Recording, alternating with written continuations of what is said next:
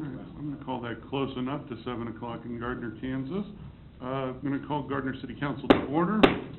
Invite everybody that's in attendance to stand and join us in the Pledge of Allegiance. I pledge allegiance to the flag of the United States of America and to the republic for which it stands, one nation, under God, indivisible, with liberty and justice for all.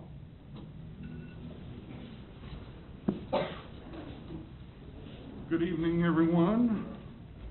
Thank you all for coming this evening. First order of business tonight is a public hearing for the proposed 2016 budget. Laura Gorley, good evening. Good evening. So as you know, Kansas law requires a public hearing. So before perhaps you open the public hearing, I'll give a brief recap of what we talked about last week. So here we go. This is a recap that was what was presented for last week for the City Administrator's recommended budget for fiscal year 2015-2016. The theme of this year's budget is growth by choice or by chance, because the focus of the budget is to deliberately facilitate economic opportunities through infrastructure development and asset management. We are not waiting for growth to happen by chance. We're working our plans to drive it. This is our third year to develop the budget using priority-based budgeting, which is a leading practice for local government.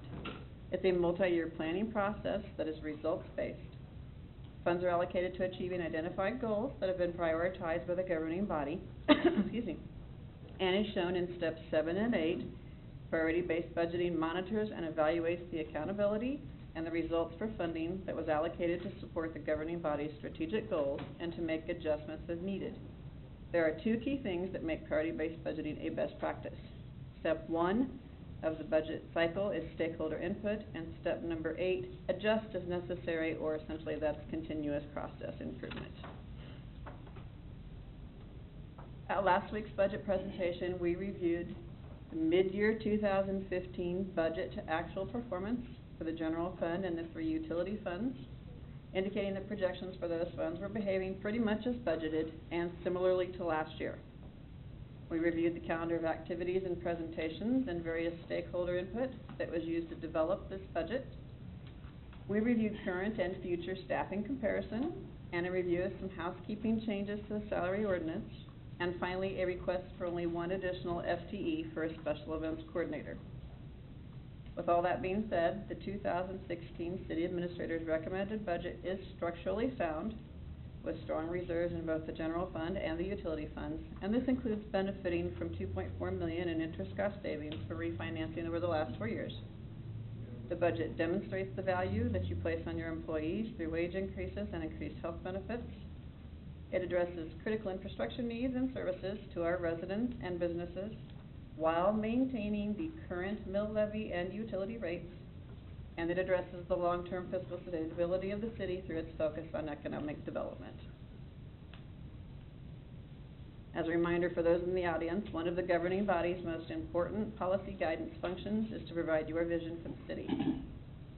So the governing body develops strategic goals to guide your vision and to filter the decisions for what projects and initiatives are funded in the annual budget.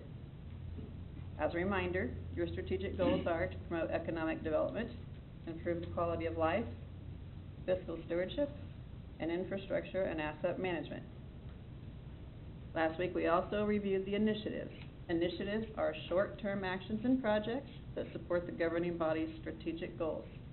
They are the mechanism through which the governing body's goals are implemented, and they ensure accountability by measuring the results achieved from the allocation of resources or the funding that's approved for the initiatives through the budget cycle. These are the initiatives that are included in this recommended budget.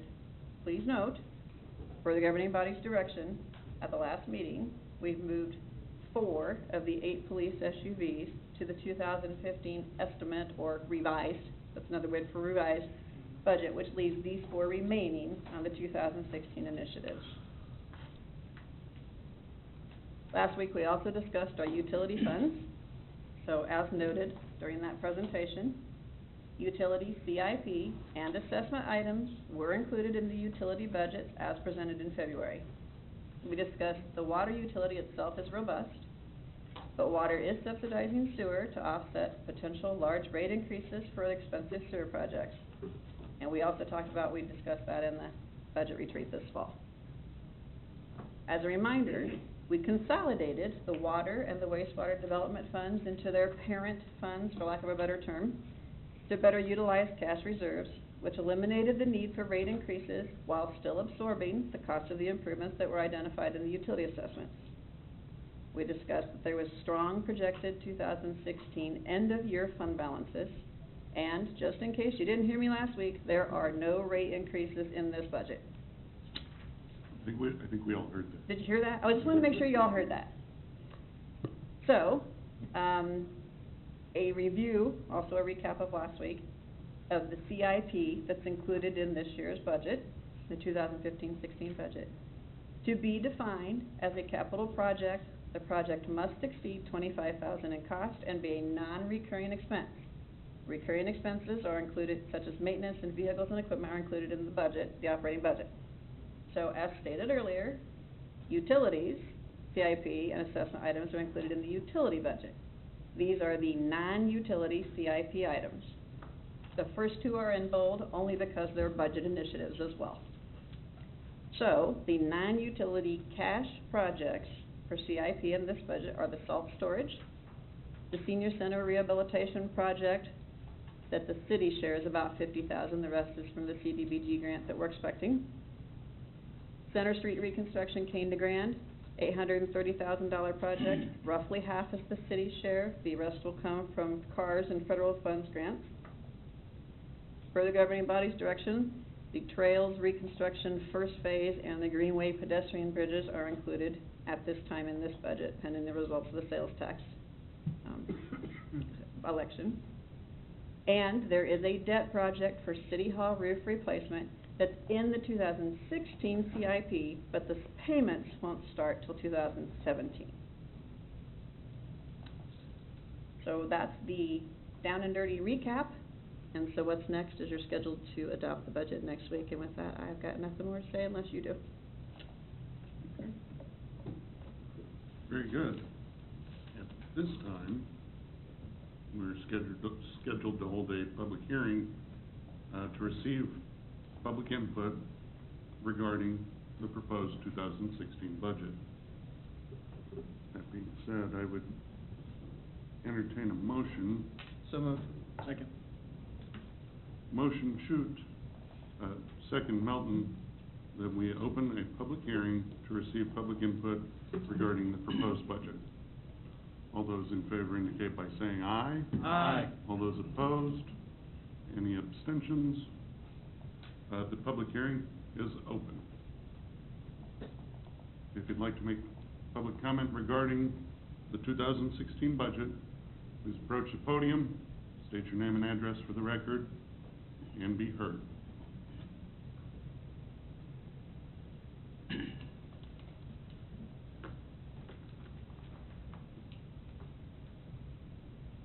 With no one coming forward, I would entertain a motion to close the public hearing on the 2016 budget. So moved. Second. Motion Harrison, second Shute, that we close the 2016 public hearing for the budget. All those in favor indicate by saying aye. Aye. All those opposed? Any abstention? The public hearing is closed.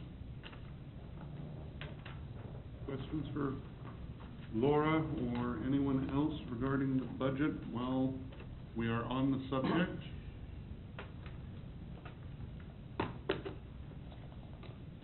Hearing none, we'll move on. I've got one. Oh, go ahead. I was just waiting to see if anybody else had any. I just had a question regarding the utilities, and if there was going to be, I didn't see any line item in the budget for a rate study.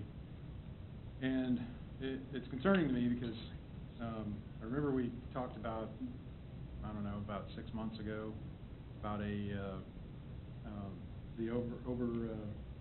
underestimation of the cost of wholesale power. So if we underestimated the cost of wholesale power by $500,000. How do we get by with no rate study and then no, rate increase?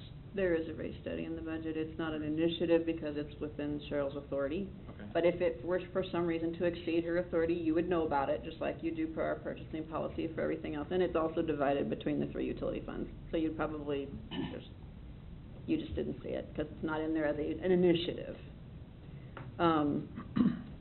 So we do have a placeholder for a rate study. And as I said in the presentation, when we closed those development funds, that didn't help electric, but your city administrator is very tight on her budget control, and there was, we met with utility staff, and there is quite a bit of, there was still some money in there that really nobody had any big plans for, so we moved it to fund balance. So we're using it, using money out of the operating reserve then? Is that what? The operating reserve fund? I'm sorry, the terminology to me, the electric fund is essentially, we are not bothering the capital replacement fund, if that's what you're asking. There was no activity budgeted whatsoever in that other fund. This is all reserves within the electric fund, which Right. is essentially the operating fund, I guess. Okay. Did that answer it okay? Yep. Okay. Yep. Perfect.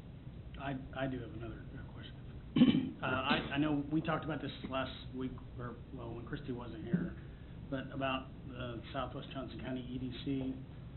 I'd like to see about pulling that out. Personally, I'm just not seeing anything. We waited for Christie, she's back now, so I think as a, you know, all of us on the dais now, we can decide on that, whether it's in there or not, before we go all the way to budget with it. Well, I had a chance to think about this, and I'm going to throw a suggestion out to everybody here. I think we need to, until we're able to completely self-perform the process of EDC, and I don't know if Greg Martinet is here. Yes. Yes. He is? Okay, great. I know that he's going to be speaking about the EDC later, but I think I've got an idea that we'll be able to, oh, he's not? No. Okay, well, then sure. He's here, he can stand for questions. Oh, I would love to have him stand for questions, actually, if that, I know it's part of the budget, I don't know if this is Would the you time like me to to do move? it, but. Want me to move aside? Sure. Oh, Greg, do you mind joining us?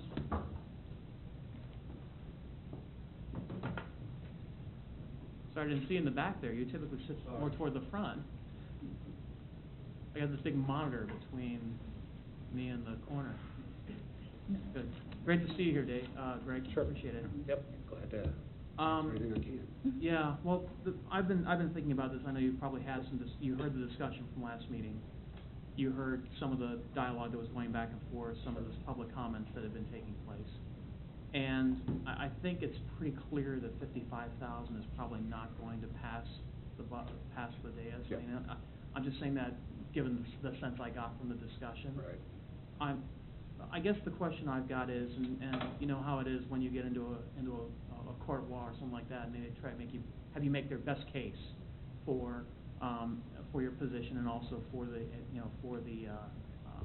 funding that you're seeking, as well as what the deliverable is going to be on the other side. Sure. So Yep. I just wanted to give you an opportunity to do that and see, you know, what, and try to get an idea of exactly what your side of this is, because I Yeah. don't think we saw that last week. So. Well, we met last week actually and had, I think, decided to rescind the request for the addition based on that I feel your pain in that you need to make a decision when you're fully informed of what's going on.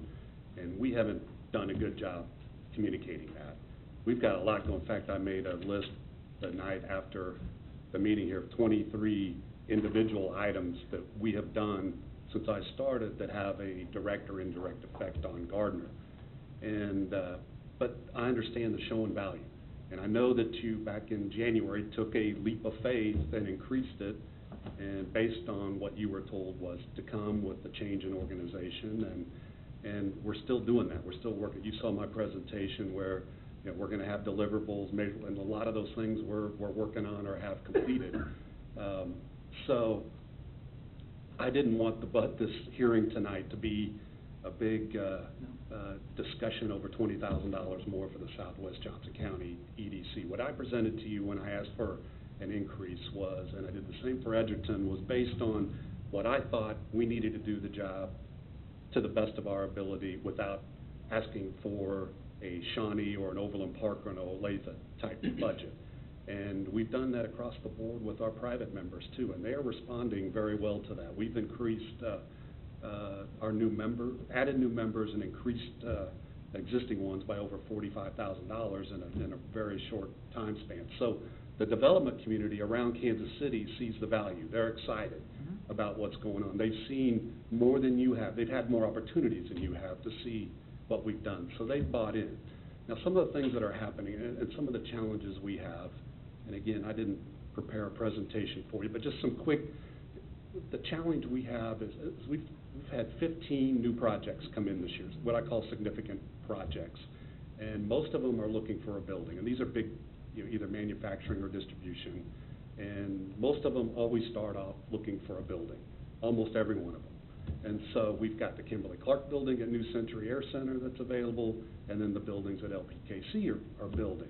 And so, and then all we have in Gardner is one site next to Coleman.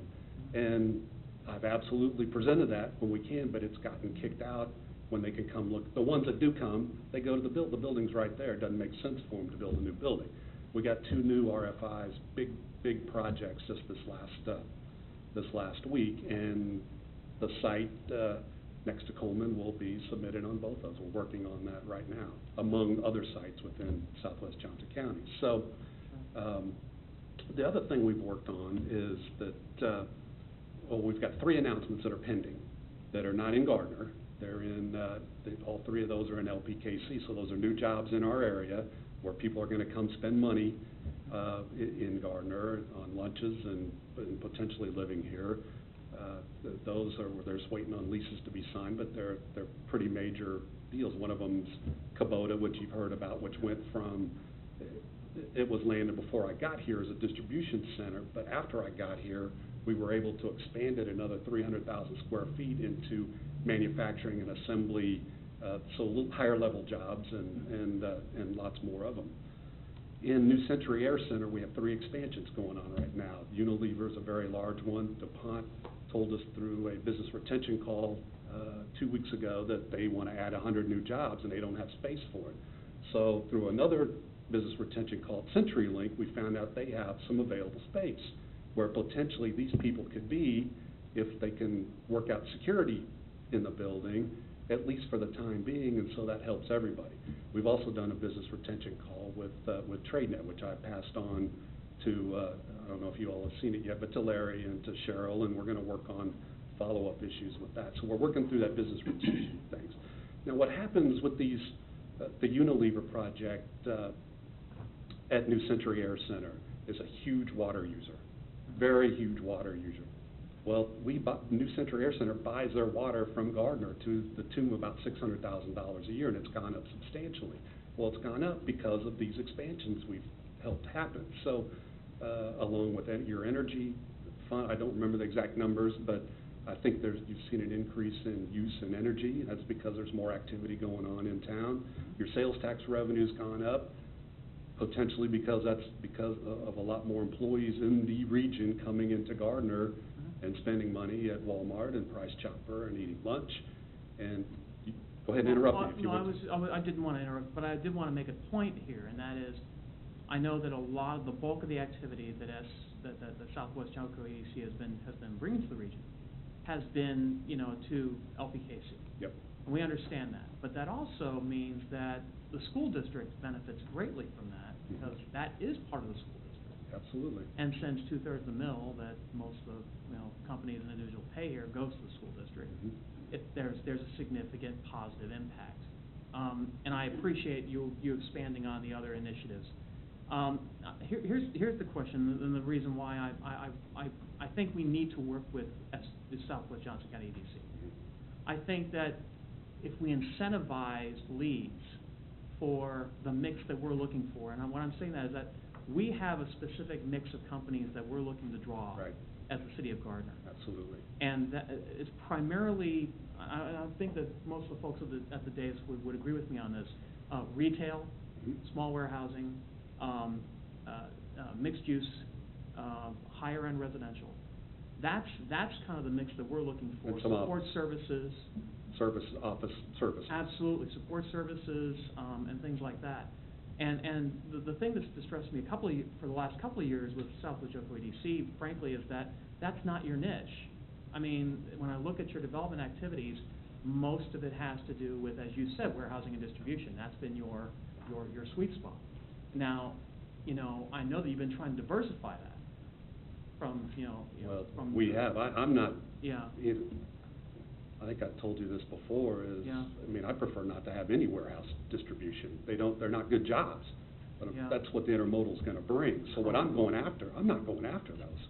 Sure. I'm going after the manufacturing, and I went to the International Council Shopping Center retail show. That's the first time, that's never been in the plan before. Yeah. And we were out there, so calling on hotels and large retailers and national sit-down restaurants, Mhm. which we have the numbers that support having more of those there. It's just getting deals closed and getting them here, getting high enough on their pecking order. Sure. Which are on their list. So we're doing things that target that have never been done before. And that's great to hear, and that's Yep. really why I want to work with the EDC. We're going to be moving at some point towards more self-performance like we do with Orscheln's and things like that. Mhm. But I can see definitely a position for EDC within this if we incentivize the terms of the contract. Mhm. What we're talking about here is paying by the qualified lead, so we give you a baseline of, say, 35,000, and then we would incentivize additional payments to the EDC as we receive leads to a stage to be determined. We can talk with, we can have our, esteemed economic development director, be a part of those discussions as well as our city administrator. But I think that would then incentivize EDC to give us leads that we can actually act on, and in our areas that we wish to grow the city in. Mhm. And give you funding to be able to pursue your other initiatives within the collective of the group of people that are involved in this. So, I mean, I'm just throwing it out there, and I could see us having a placeholder for 50,000 for EDC. Whatever we don't use goes into next year's budget, but if we max it out, then we roll that forward into the following year. Can I tell you one other thing that's really cool that we're doing is, we just did drone videos of Mhm. 3 sites.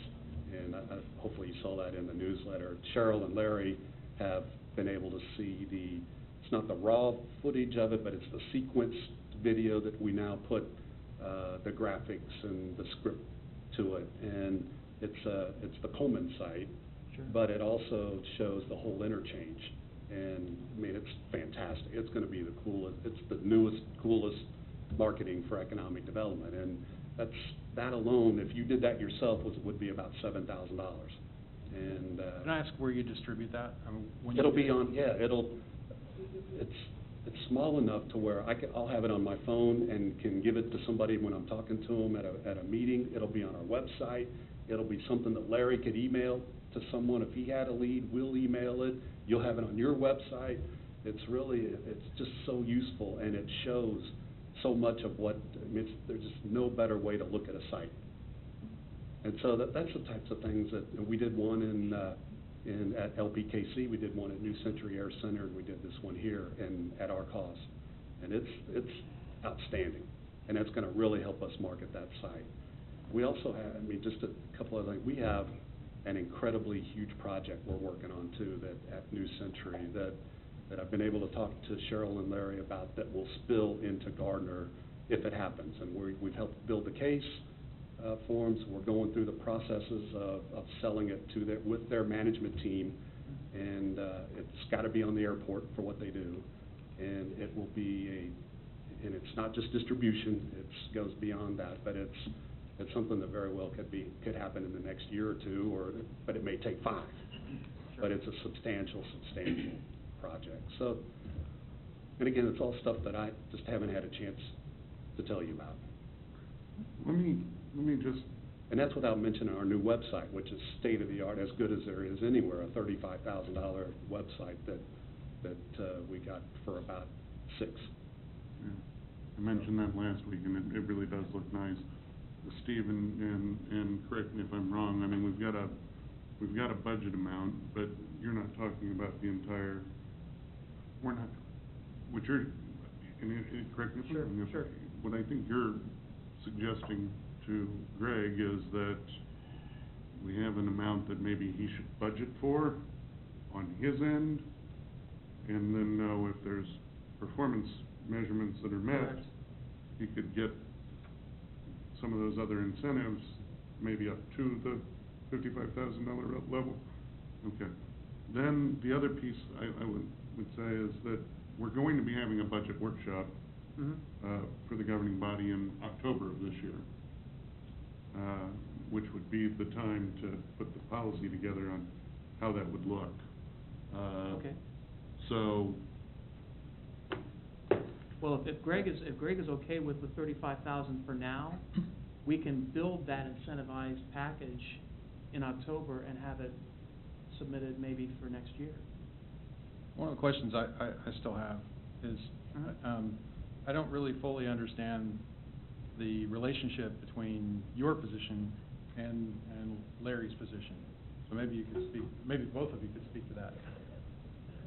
I mean, I guess we hire an economic development director, and then we were still being asked for $55K for an economic development director.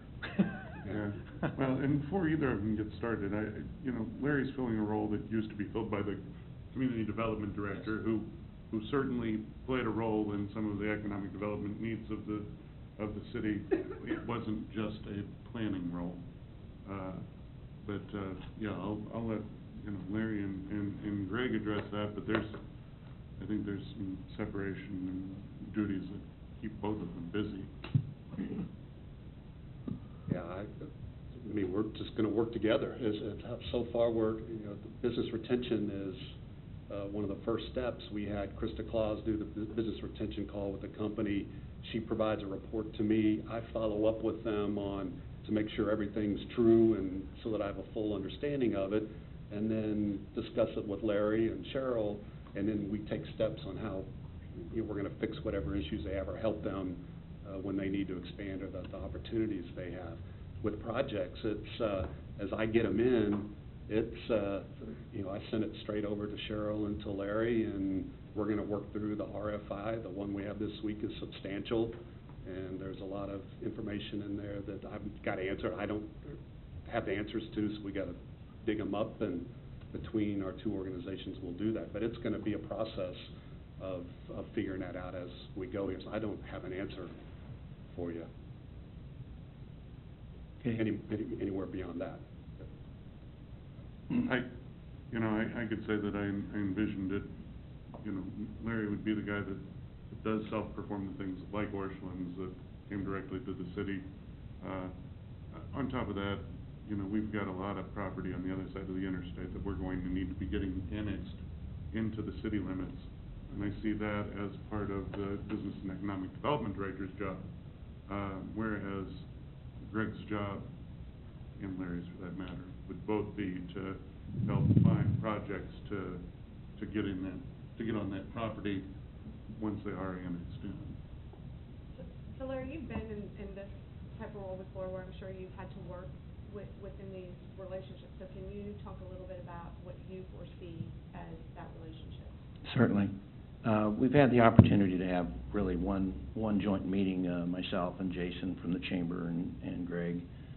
We laid out some thoughts between ourselves as to how we would be proceeding, and basically we feel that the three of us together will be able to really adequately represent Gardner and the region around Gardner that needs to be sold and marketed. As far as the things about internally right now, we're building the ability within the city and our office to perform. Right now, we need to lean on both Jason and ADC somewhat for their marketing capabilities and for their connections that they have across the region. Greg has been here for some time, not in this exact role, but in the region, and he has good connections, and he has good outlay, and he has the ability to pull together some, with a phone call, some folks to answer questions that need to be answered. So we really see this as a cooperative venture moving forward at this point in time. We will rely upon each other to do certain things. I'm relying right now on the ED tab that we have in our website to be the sole marketing agent that we have, which connects over to the EDC. And we will be building the additional demographic data and the ESR records that we need in order to make that perform properly. As to the retail analysis end of things, we certainly need to move forward with the chamber in that area and get some survey data out to the public and get some input from the data from the public and the types of businesses and the types of retail activity they're looking for and what kind of niche market we can perform in. We do have a very limited product right now in the availability of property that's available for retail and industrial development. And so we're pulling together, along with the Public Works Department, I'm too close to this, aren't I? The Public Works Department, the ability to put together a map that you can roll over and you can click on and pull together all the basic data that you need to be able to make some kind of decision as to whether or not that property is equitable for use for the way you want to use it. So those are some of the aspects that we're kind of trying to bankroll together here between the three entities, and the Public Works Department's greatly assisted us in that, and I appreciate that. So I really foresee that for the rest of this year and for the first part of next year, that we're going to be really trying to pull together a very compact process by which we share data and the ways that we interrelate with each other and how we work with these prospects that are coming to see us. Greg has been sharing data as it comes into him since I've been here. I appreciate that. We have been able to answer some of the questions for some of these folks. And I will say that I'm a little jealous in one respect. I have to admit that you may not have known about Kubota before it was Kubota, but it was called Project Plum. And Salina was the runner-up. And so my folks back in Salina are saying, are you just following this project around, or what are you doing? It was a very intense project. I know a lot of hard work. I know the hard work that went into it. I don't know how much of your guys' material was electronic, but we had a 3-ring binder about that thick for that project, and that translated into a whole lot of data. It boiled down to location. You had the better location, so that's where they went. And that's the way it is with any prospect. You've got to sell as much as you can, but it gets down to they make the final decision and the final cut, and you just have to wait for them to make up their mind. So could you sum up what you think? What could you not get done in your job as the economic development director if we were not members of the Johnson County EDC? We don't have a marketing budget right now. That's our primary concern. Plus, we also have to pull together a lot of our demographic material into an electronic format that we need to have it so that we can better use it when it's required and when it's needed. The contacts that we need to make on the niche market that we're looking to put ourselves into for these types of products needs to be better developed.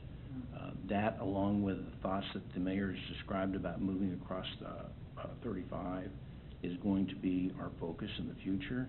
And that's going to take a lot of planning and a lot of processes as to where we really work, when we work with those property owners, as to where we really wind up with a usable product over there.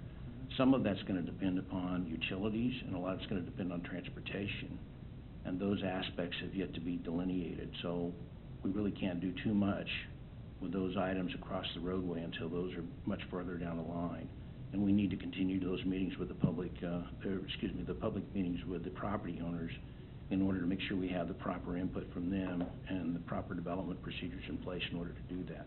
It's just going to take some time. And that means I got to lean on people that have other funds for me to borrow their expertise and their money to get things done. Now, if I understand it correctly from Greg, he's asking for 35, not 55.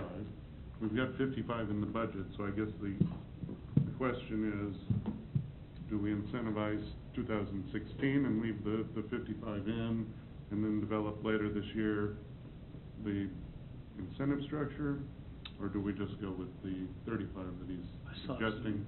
some more questions. Okay, well, okay. You were here on May 4th. I asked several questions you weren't able to answer.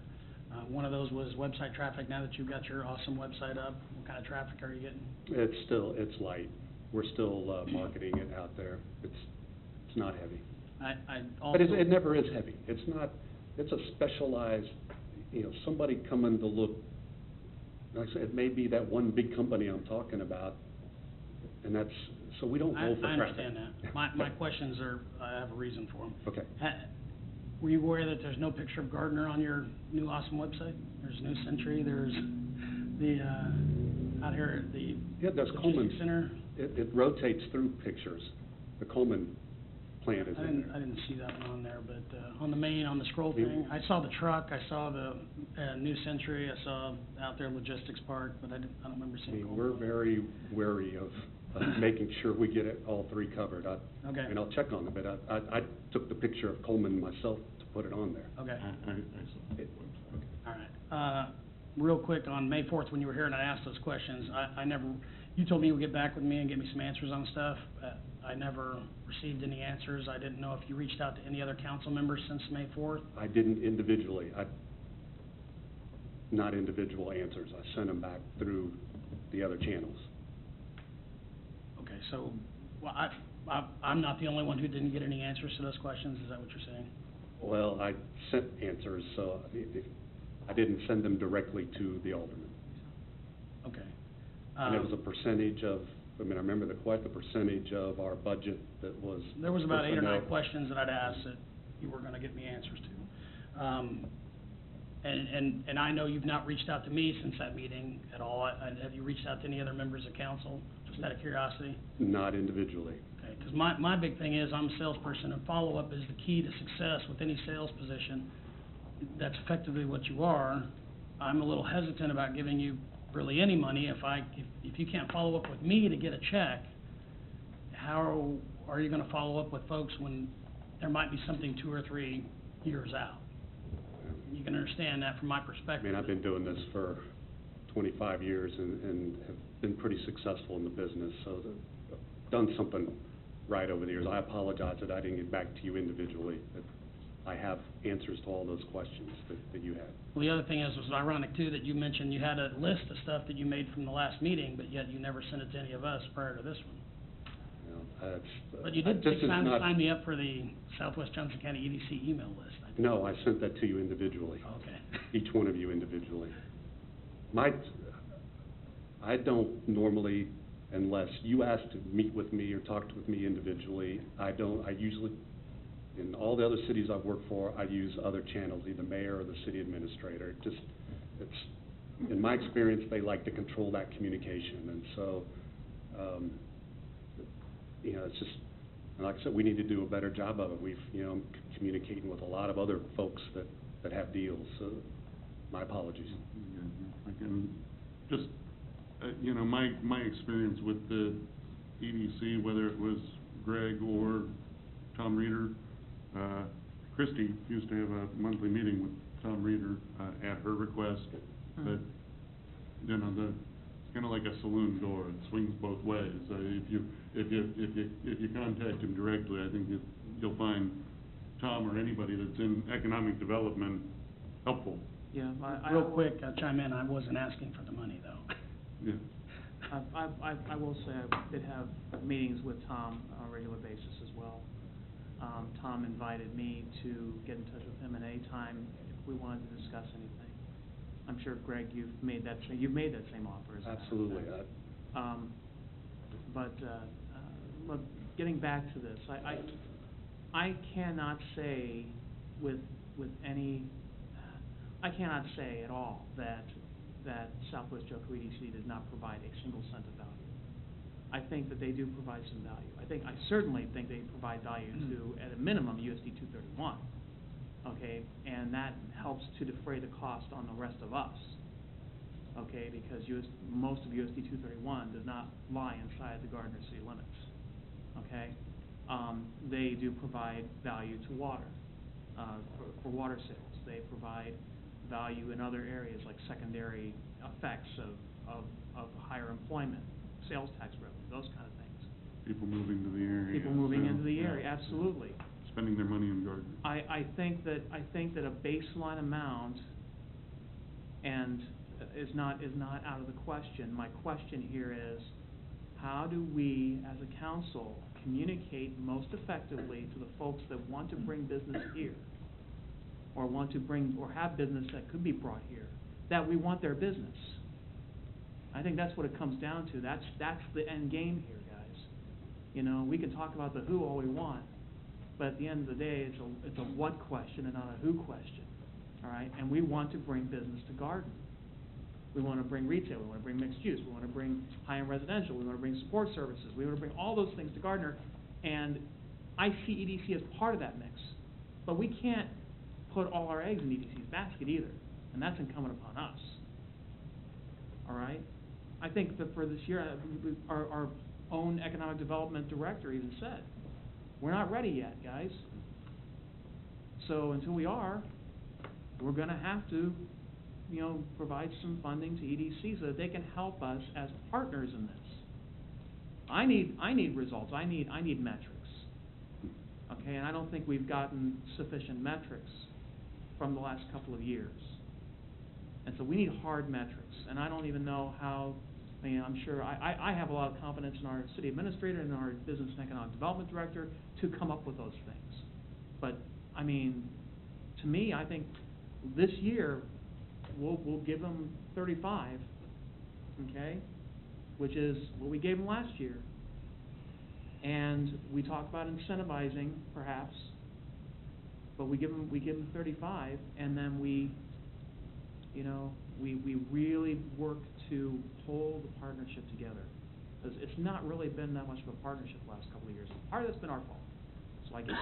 No, I agree. And that's why I think we've almost completely redesigned that organization in the last 6 months. Yep. There's really nothing there that used to be there because it needed it. And that's part of, you know, before I can be out marketing as much as I want to do, which is where most of this additional money is going to go to, I've got to have our internal systems working correctly. Sure. So that we can answer questions of prospects. And so it doesn't make sense to be outside marketing when you don't have your stuff together back in your community. And that's what we've really, and it was a lot more work than I thought it was going to be.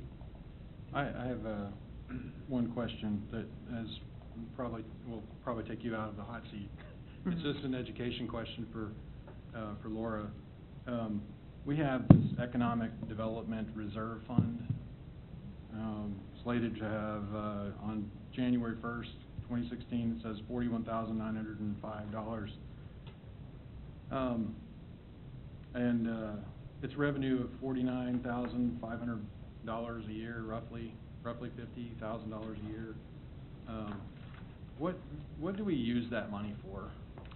So you have a charter ordinance specifically for that fund. That is transient guest tax money. Mm-hmm. And laid out in the charter ordinance, I think it's 18. It gives very specific uses. But essentially, the Economic Development Council, which is also laid out in that charter ordinance, makes decisions. And for the most part, it's centered around things for tourism, marketing, I could look it up, but essentially the festivals, downtown, Christmas, things that draw downtown, enhance your image, marketing. It's very specifically laid out. Well, I won't say specifically. It's very vaguely laid out as marketing and promotional, but that's most of what it is. So it's completely separate? It is completely separate. Those are that's a restricted revenue fund. You cannot use it for anything else, no matter what. Can I say something real quick? Please. And it's a follow-up to Rich's question. I'm not sure that it answers all the questions, but on the one of our weekly reports, I think it was the June 5th, there's a memo attached to it that says follow-up from the May 4th, 2015 EDC presentation. Okay. And it lists out, I mean, it has multiple attachments, because I know one of the things that we asked for was publications, and so Yes. that, but then there's another attachment, and like I said, I don't know if it answered all your questions. Yeah, but I'm gonna have to work out it again. there is a follow-up that that was included, so. And I will say that since we've been sitting here, I went to the website and you don't have a picture of Coleman on there. It's not flowing through. No. Actually, There was. I believe it is.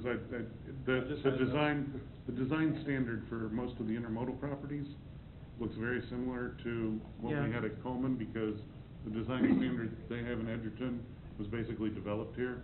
The building in the picture does not have the word Coleman anywhere on it. Yeah, it does, but it's not in the picture. Oh, Yeah. well, It's- yeah, okay. Well, it was in the I'll check it, Yeah, it was, it- because I made Yeah. sure it was, We because could at think first about- it We could get wasn't. another picture on there with, that would designate it. And that's fine. Well, it just needs to be adjusted then, because it, It is the Coleman building, though. It is? Yeah. Yeah. and it. I think it is. And it I wanna may say be- the interior shots Coleman. Yeah, right. Yeah. So, but the pictures that are in Edgerton doesn't say Edgerton on it, the pictures at the Air Center don't say Air Center on it. Well, even on our Facebook page and our Yeah. Twitter, we're trying to rotate pictures through so everybody's, and Yeah, That- to be fair, I think everybody knows where the intermodal is. Yeah. Mhm. Yeah, I can say, Greg and the people that have been working with Greg this last 6 months seem to have a lot more interest in Gardner than previous years. After the intermodal was annexed into Edgerton, I don't know that we got the same level of support from the EDC. It was more along the lines of we were keeping a line in the water so that we could catch a big fish. If you don't have a line in the water, you can't catch one. But and I think Greg's background actually fits the kind of things that we're looking for in Gardner better than it does the intermodal property and maybe even the airport. Again, I think I can understand, going down to the 35,000, and I can understand the incentive. I think that's a good idea, but I think to just completely cut that off at this point would be counterproductive to what we've kind of been building for, especially, with the new economic director. Let's give this a year and let's see how this works out.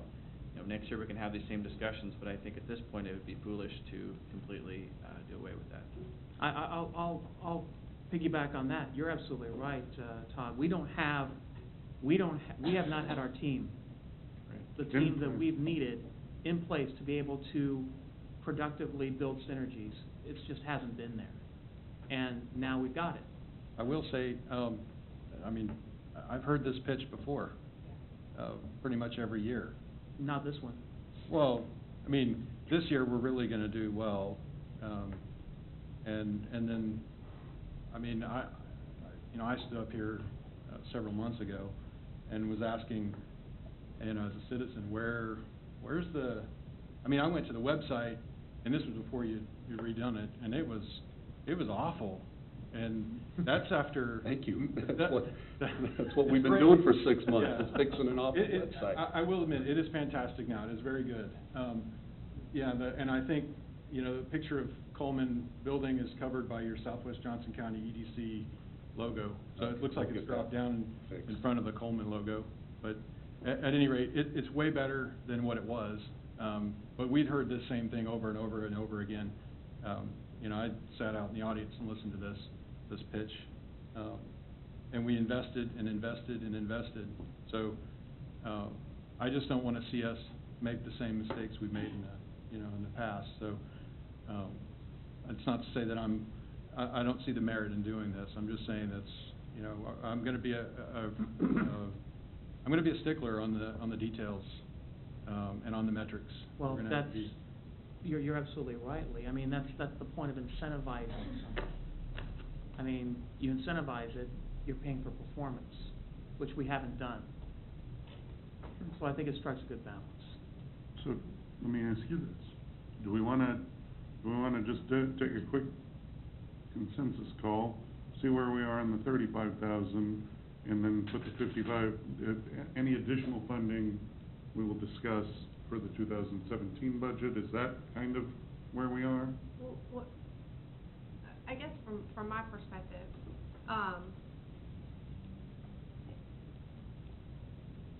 I think well, I think we can all agree that spending $55,000 on economic development is not out of the question. I mean, I think we would all agree it's important. The question is, where do we spend that money and where do we get the best use of it? Exactly.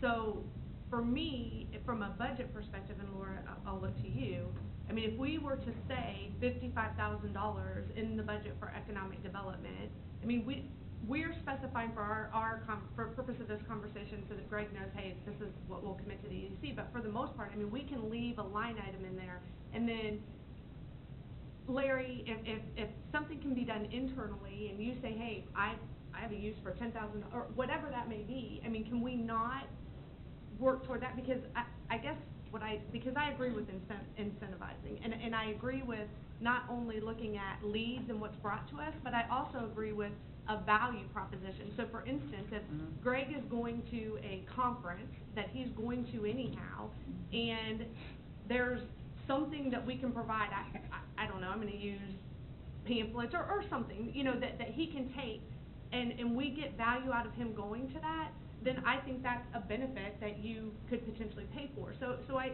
think that we're getting hung up on kind of the use of that money and not necessarily what is the benefit of $55,000 toward economic development in some form. I don't see any problem with hashing out the details, you know, but I think that there's gonna be some question from a contractual perspective. Right, no, I They gotta set their totally budget. agree with that. Yeah. I totally agree with that. I think one other important thing to remember, and I think, I do think this is important, because I know that Kansas State Department of Commerce, if they get inquiries, they don't come to the city of Gardner, and not that can't eventually change, but those types of inquiries at that level go to the EDC. And so, if we want to play or be considered in that field, I mean, to me, some of that is just the cost of membership. Now, I'll be the first one to say, and Greg will tell you, when I saw the $55,000, I was like, I don't see it. But I do see some value in just being a member and having that, those contacts.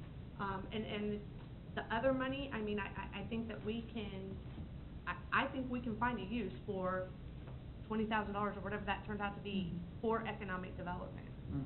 So, the 35, we can tell Greg, budget your 35, and we will make informed, educated, best guess, best practice decisions going forward on whether or not we spend any or all of that additional 20,000. That's kind of my thought. I think that strikes a good balance, and I think that dedicating 55 total in the budget for economic development in general sends a positive message as well. I mean, it tells them we're not withdrawing anything from the game. We are heavily engaged. It's a matter of what the best use of our money is. So I totally agree with Christine on that one. I'm gonna make my way around just so that we can give direction to staff before, in case there needs to be a change in direction with staff, because I'm getting nods around here. I think it sufficiently holds Greg's feet to the fire, which is what I would like to see done. It puts $20,000 on the table, and potentially we could all decide as a body to incentivize further activity with the Southwest Johnson County EDC. So I would be okay with it. Christie, you're obviously okay, this was your Can I suggestion. just ask one other question? Sure. So for the $35,000, I'm not sure when we pay that, January or February?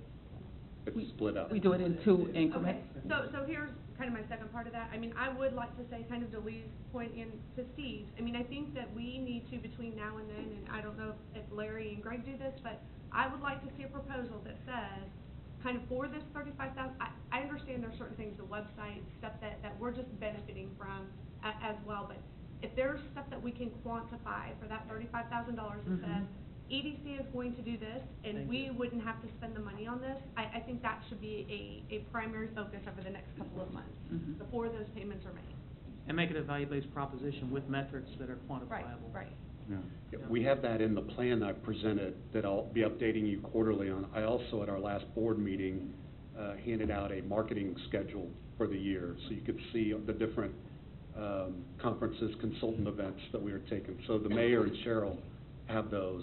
Yeah. And it goes through March of next year.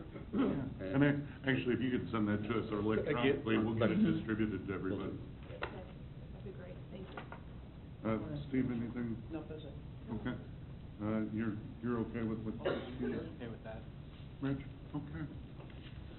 All right, so we're sticking with the same number, but I think you've got your Oh, yeah. marching orders. I had them already. I'm very much not looking forward to having roasted Greg next summer, so I've got, I think we all have high expectations, but, As do I. I'm certain you're up to the challenge. Thank you, thanks. Thank you, All right, Greg, thank you, Greg. appreciate it, thank you for the impromptu remarks. So, next item on the agenda is presentation. Item number 1. We need to close. We closed the public hearing, didn't we? Yeah. May I make sure? So all I did was I left the 55,000 on your initiatives and I wrote EDC and EchoDev. Does Right. that work? EDC 35, Echo, and Well, I Echo didn't Dev. split it. Would you like to see it split or just EDC and EchoDev 55,000? As long as the payment that they're getting at this point is only the 35,000, I don't know that we have to. We'll split it, okay, I'll split it into two, so when it comes out in the budget message and whatever, we'll make it clear. Because it could be incremental, is what I'm. Does that sound good? That sounds great. Okay. All right.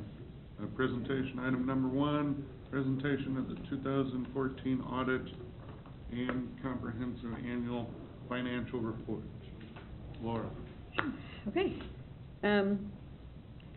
So, you know that we've won the GFOA CAFR award for 10 consecutive years. So this is our 11th year that we finished the CAFR, and we are submitting it to the awards program. And I believe you all have a copy, and it is out on the city website.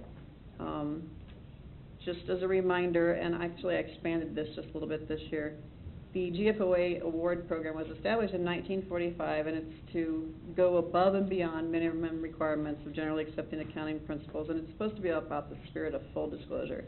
But there was a nice succinct note on their website that wasn't there before, and it says, the goal of the program is not to assess the financial health of participating governments, but rather to ensure that users of their financial statements have the information they need to do so themselves.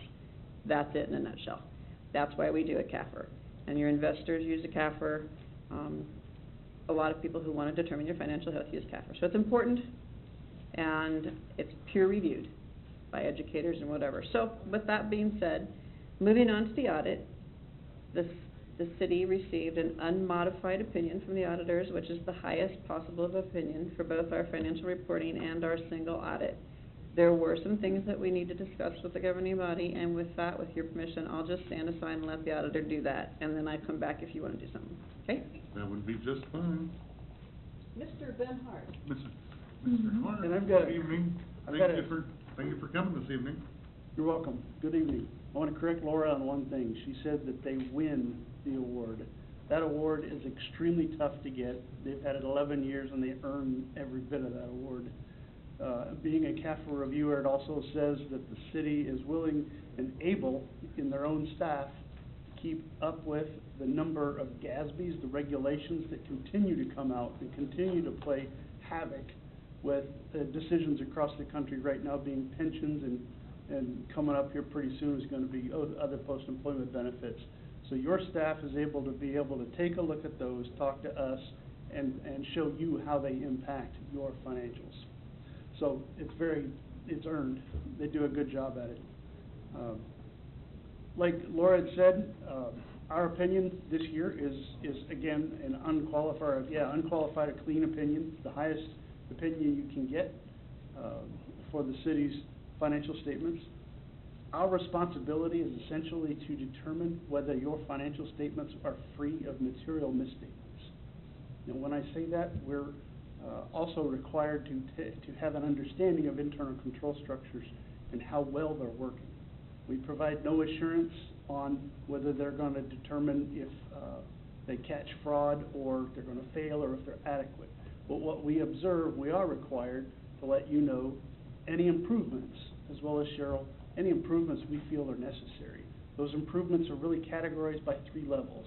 One is just management improvements, things that could be done maybe a little bit better. Anything we observe, that's a benefit you have. If we see something from another entity that would work well with your staff, then we'll convey that, and they can do maybe a better job. The second item is significant deficiencies. These are deficiencies that aren't the highest of material weaknesses. In other words, internal controls could catch a lot of what was going on if there's gonna be a material misstatement. Material weakness then is the worst, I guess. That is a weakness that exists that no matter what kind of controls you have, it's not gonna catch any kind of misstatement within the financial statements. We're not presenting any material misstatements. That's the good news. Significant deficiencies do exist, and as soon as we find them out or look at them or have them determined as a significant deficiency, we'll convey those to management, and we can get started on corrections right away. Two of them that exist in our report, and I believe you've got two different reports. One of them is titled The Required Communications. I'm not going to go through that report, but it does detail, along with the cover item, the council discussion form, details those two items. One has to do with the airport, which is a component unit of the city, under a separate the separate internal control structure. It has to do with processes, either cash receipts or cash disbursements processes, and the segregation it does as well as us. And then the second actually came about with the electric utility. One of the items we do every year is determine what unpredictability test we might apply. Because testing something over and over and over again, not only does staff, but auditors get used to seeing the same thing over and over. So what we do is throw maybe somewhat of a curveball in. This year what we did is take a look at the inventory out there and came up with one of the deficiencies that they're already in the process of correcting. With that, the last items that I am required to share with you, we had no disagreements with management as far as alternative treatments, no disagreements on judgments or estimates. There were a few audit adjustments, one of which moved a fairly significant amount of assets over to governmental activities that were booked as a component unit with the Airport Association. No other uncorrected misstatements were present. And with that, I will open it up to any kind of questions. Questions from council?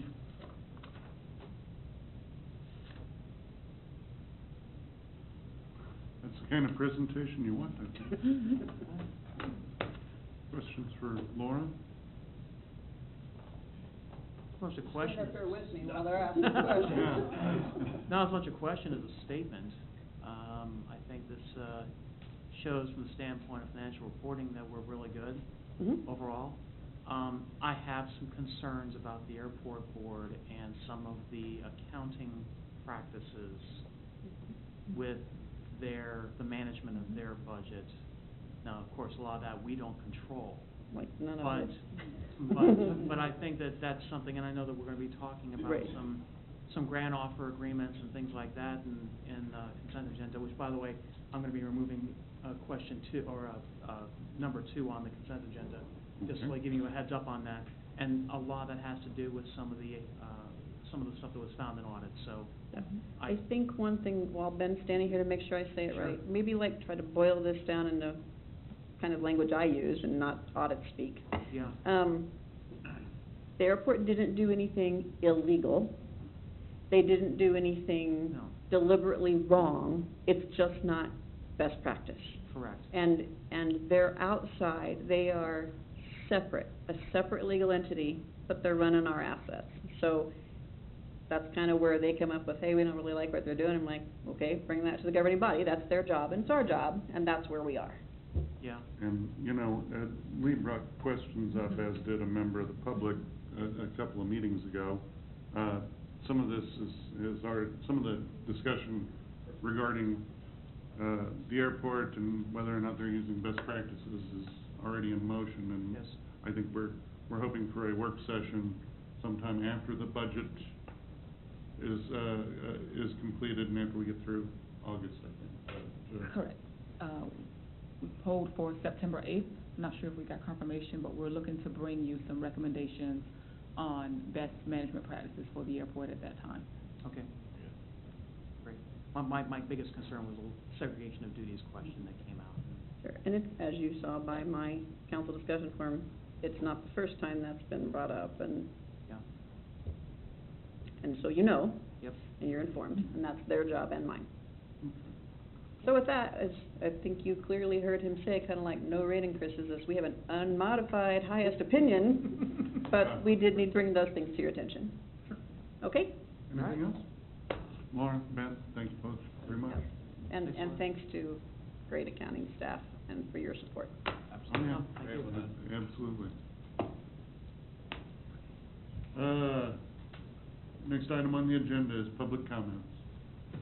Members of the public are welcome to use this time to make comments about city matters or items on the agenda that are not part of a public hearing. If you'd like to make a public comment, please approach the podium, state your name and address for the record, and be heard.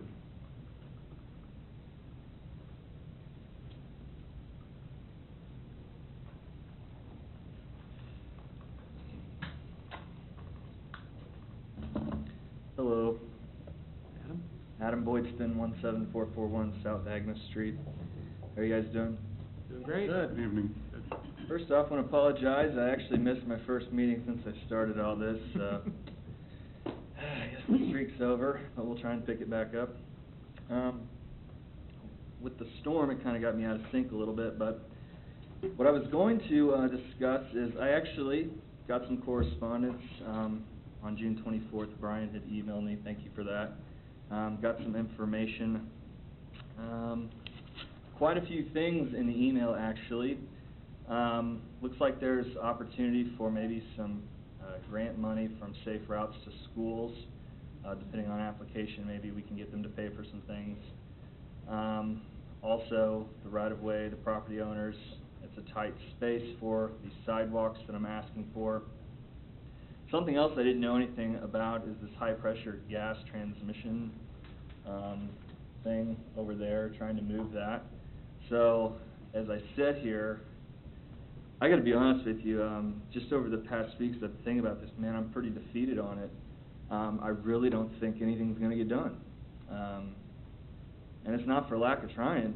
I just, as we sit here and talk about bringing in business to the intermodal, and all the focus is on the east side of I-35 right now, and expanding and bringing in bigger, shiny things, and I think that's great, but, man, my tax money counts too. And, the high school's over there. I don't have the answer for it, but even if you try to do the right thing and maybe come up with like some gravel, like was mentioned, like a nice trail so, you know, kids don't have to swim to school right now, you can't because it's an ADA issue. You know? I guess that's what we're up against. We've got so many rules and so many policies, and here we are handcuffed to them. And the budget, and the thing that frustrates me the most is I'm sitting here, and I think my first meeting was April 6th, and since then, all of these things have been put in the budget, and even just right now, you know. Anyways, there's all sorts of things happening, and great, indifferent, whatever, but I've been trying to get some answers this whole time, and all I wanted was one person to say, this is what it's going to cost, $64,000 for sidewalks to go down 175th Street, $34,000 to go down to Waverly. I think it's totally doable, and I missed the boat. And so now I got to wait for the next budget to come around, and maybe, if someone's interested, they might pick it up. And it's just frustrating because if you're bringing in business, people use infrastructure. And maybe they move to Edgerton down there for the Kubota or anything, but they're still going to use our roads. They're still going to come here and use our schools. There's still going to be events here. There's going to, you know, not to mention, there's going to be a parade here in a couple weeks. And the city's just going to swell. And all these people are going to see an area on the southwest side of town that we just don't care about anymore because it's not new and shiny. I'm frustrated, and I know my emotions are kind of carrying over right now, but the one thing I wanted you to know, I do appreciate you at least letting me know, you know, what the cost is going to be. my pie-in-the-sky hopes of getting a sidewalk for some kids so they don't get run over may be a little bit too much to ask for, but I'm still hopeful that we can get something done. And I know it comes off dramatic, but, you know, they can't walk in the ditch right now. I ask any of you tomorrow to walk down the street, because you can't, because it's solid mud or it's a pond down there. How do you get there if you're not driving? You walk in the road. I don't know, it's just, there's got to be a better answer for Gardner than that. So, I appreciate your time, I appreciate the correspondence, like I said, letting me know the cost. It's going to be an expensive project, because that's just sidewalk, that's 5 feet wide sidewalk. That's not counting widening the road, which needs to be done. That's not counting moving any of those things. That's not counting doing the drainage. This is going to be an expensive project. But, I mean, the focus needs to be on, what do we want to do? Do we want to just leave that side and focus on the east side, and whatever happens, happens? Or are you guys going to take care of what you got now before it gets worse? Because that's been the theme. That's been the theme every time I come here is, look what happened to the police department. We let it go for so long, and now we got a mess. We got to be proactive instead of just sit and wait until it completely falls apart, or sit and wait until somebody gets hit. You know, no one's got hit yet. Yet. You know, $100,000 for sidewalk, or you want a news station down here, and a mother standing up here grieving, and me standing next to him saying, I told you all. At some point, something's got to happen. So I hope we continue to look at it. What's it going to cost for drainage? What are we looking at as far as expanding the roads? And then there was a mention of 10 signatures. If you get 10 signatures, you can get them to, the city will put in sidewalk, or is that just repairing side? Sorry, no, it's not Q&A, sorry. But I've learned that from before. But Well, we will answer your question. Okay. Well, this is your time. This is your time for us. Okay, well, I appreciate that. But 10 signatures will get a sidewalk fixed, is my interpretation of that, correct? Yeah, actually, the way the statute's written, or the code is written, that 10 property owners within the city can sign a petition requesting a reconstruct or new. All right. I will have 10 signatures for you at our next council meeting. Thank you. Thank you, Adam. Thanks, Adam.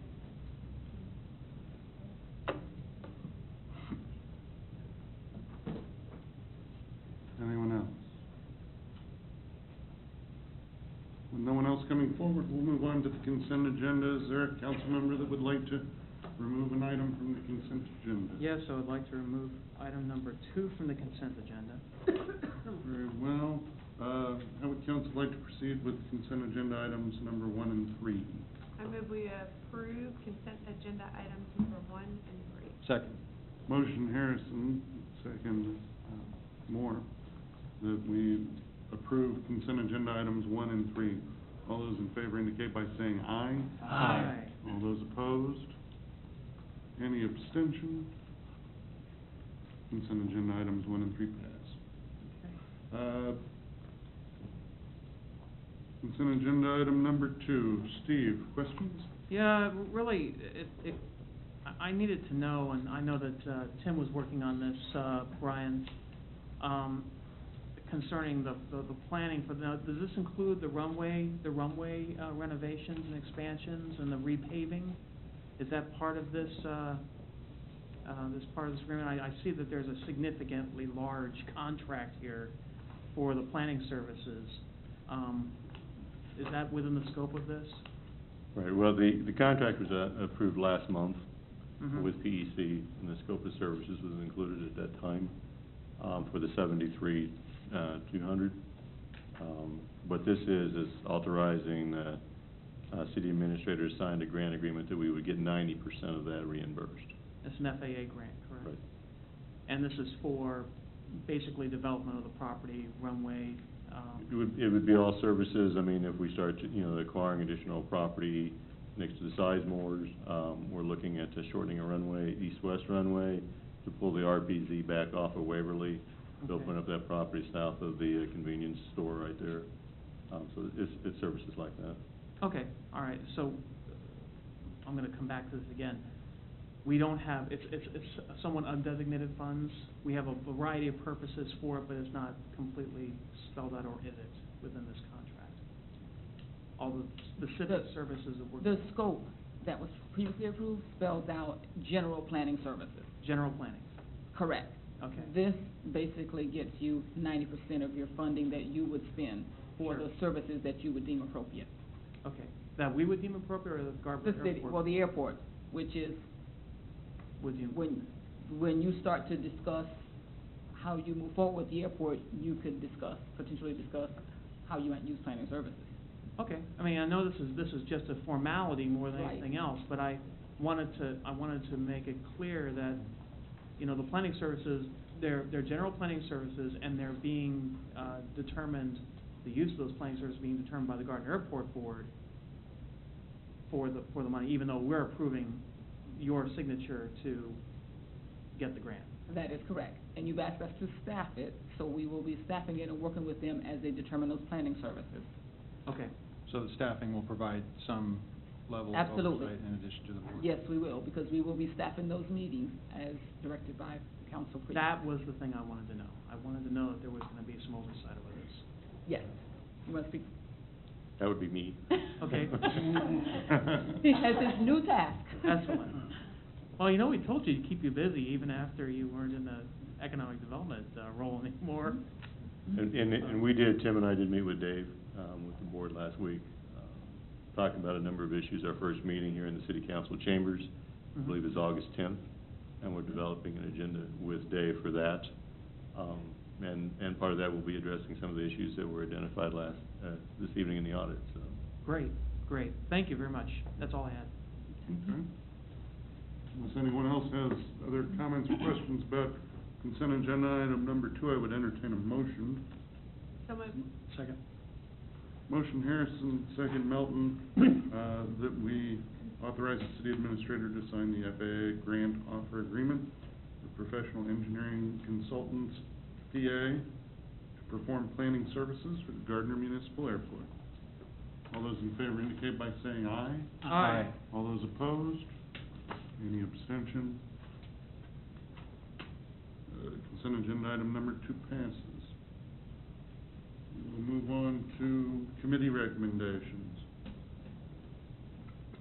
Committee item number 1, consider a proposed rezoning from R1 district to A district for the southeast corner of 29225 West 183rd Street. Larry, welcome to the podium. Thank you, good evening. I have the pleasure of bringing this item to you from our planning commission tonight. The material has been prepared by staff, and I get the pleasure of bringing it to you, which I do enjoy doing that, so I'm glad to be here. See if I can do the committee. Left or right? Right. Thank you. Project summary for this project is rezoning of 1.1 acres from the R1 single-family residential district to A agricultural district, and this property lies in the southeast portion of the property located at 29225 West 183rd Street. And this zoning, if approved, would allow for the consideration of a conditional use permit or CUP for the telecommunication facility renewal. There is an existing 135-foot tower here, and this was originally put in place by the county and allowed under a county CPU.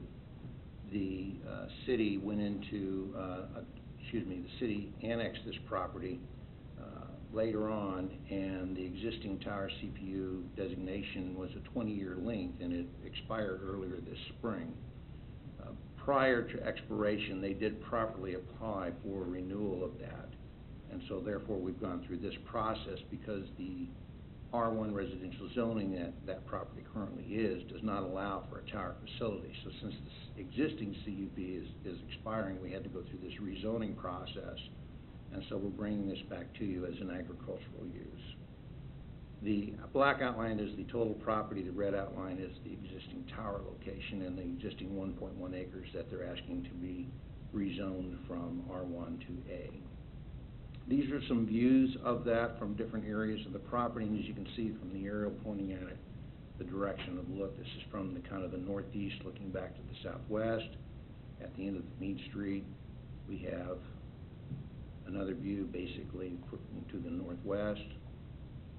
And those two views, I'm gonna go back to that. Those two views basically show, if you look at the gap in the trees at the base of that, there's also on the second piece of this, there's a screening requirement. The existing screening that you see around the base was planted originally when the tower was put in, and there's been some dieback in one or two areas, and those would be taken care of in the second part of this. So the Planning Commission recommends approval of the request to rezone the 1.1 acres located in the southeast corner from R1 Single Family Residential District to A Agricultural District, the governing body. And the suggested motion is for you for that, and this would be the proper time for you to take action if you want, or I could go ahead and do the rest of the proposal and we could take them one at a time.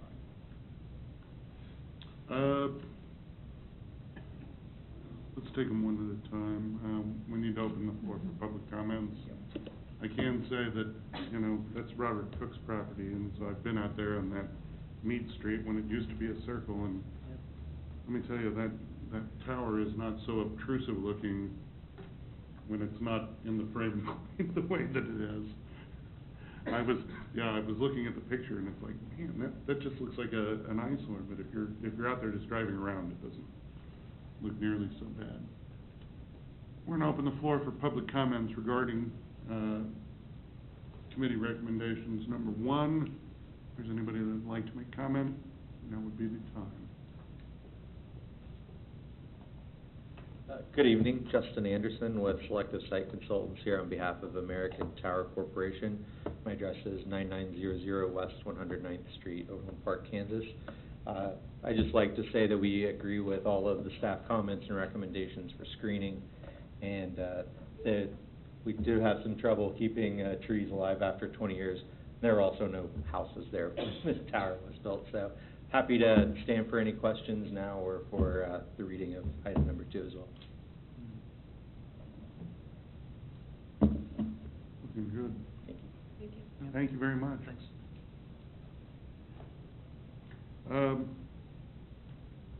Questions for Larry regarding whether or not to adopt ordinance 2491?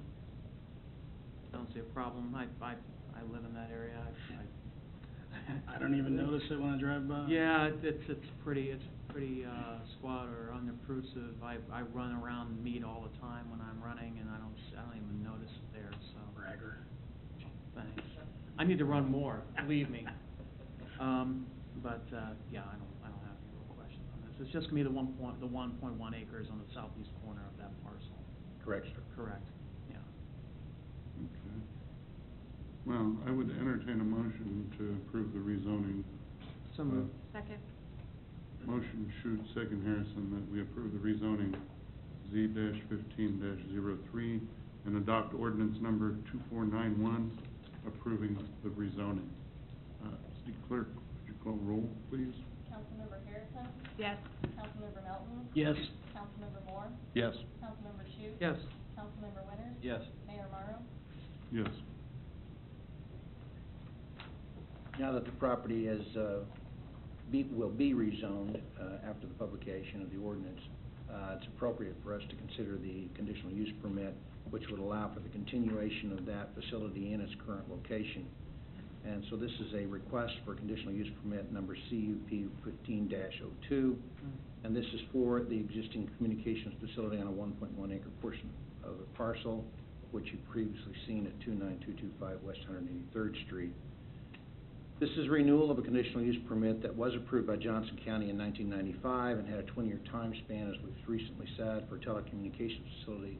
And this is the same photograph that you've seen before, which does show the location of that particular facility. This is a plat, which also helps to explain why sometimes on the ground level you may not notice that facility. There are existing buildings in the front and the rear of that building, and of course the housing itself blocks a lot of that as you drive down the street, so it's really not a visible facility for the most part. One thing I would point out is that if you look at the fence line around the base of that facility, there is a restricted fence, and it is a fenced property within the 1.1 acres, which does help secure the facility, so there is not an issue with that in any way. Again, picture of the tower looking south, and one from the end of Meade Street. And this is the one that shows the existing screening and the gap in that screening, which we would ask to be beefed up a little bit.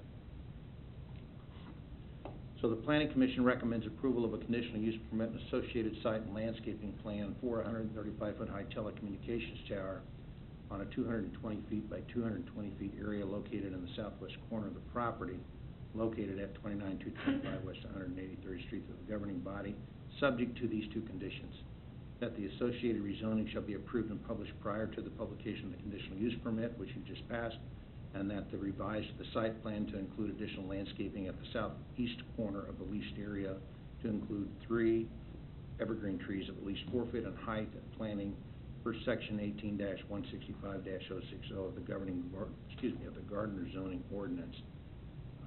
The planting of those trees might, of course, wait until fall when they might have a better chance of survival. So the suggested motion then is to approve the conditional use permit, CUP 15-02, and associated site and landscaping plan with those conditions, and adopt ordinance number 2492 approving the conditional use permit. All right, we'll open the floor for public comments. Is there anyone in attendance who would like to make public comment regarding committee item number 2? With no one coming forward, questions regarding committee item number 2 for Larry? In which case, I would entertain a motion for ordinance 2492. So moved. Second. Motion Winters, second Moore, that we approve conditional use permit CUP-15-02 and associated site and landscaping plan with conditions, and adopt ordinance number 2492 approving the conditional use permit. City Clerk, can you call the roll? Councilmember Harrison? Yes. Councilmember Melton? Yes. Councilmember Moore? Yes. Councilmember Shute? Yes.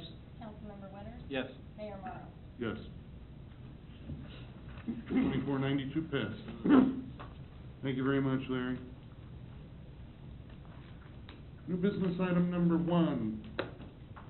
Consider adopting an ordinance amending Chapter 13.15.010 of the Municipal Code entitled Water Rates. Amy. Good evening. Good evening. Thank you for joining us. Thank you for having me. I'm here to ask for your consideration regarding the customer exchange agreement that was agreed upon November 3rd, 2014. In that agreement, the City of Gardner will be taking over 31 water customers. Based on the municipal code as it is written now, these customers really don't have a rate class that they fit into, and so what we're recommending is that we add a rate class to include water users acquired through customer exchange agreement. This ordinance that we're asking would be that they are charged the same amount as the in-city limit Gardner residents. With this, the average customer, their usage is 5,000 gallons. So with the proposed rate, their water bill would be $43.40, which is actually $2.48 savings by coming over to the City of Gardner. And so the outside city limit rate would actually be $63.30 for them if we put them into that. However, they really don't fit into that category either. So that is what we're asking for. It's no rate increase, it's just adding this type of customer to the ordinance. Okay. I believe your boss over there would call this housekeeping. Oh. She would call it housekeeping. Yes. That is correct. Yeah. That is It's probably nice that you didn't do that, but thank you for presenting. We'll open the floor for public comment regarding new business item number 1, and then Amy, you can stand for questions. With no one coming forward, any questions for Amy or any other staff regarding ordinance number 2493?